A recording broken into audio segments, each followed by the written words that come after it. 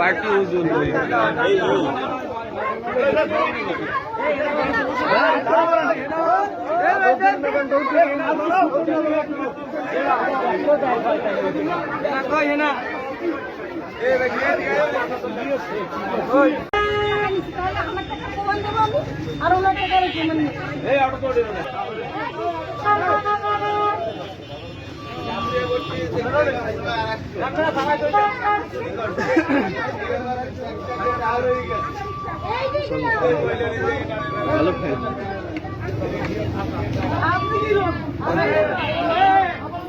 ইসলাম ব্যাংকে আসছি, ইসলাম ব্যাংক থেকে 27,000 টাকা উঠেছি, 3,000 টাকা দিয়ে বাকি রয়েছে 24,000 টাকা।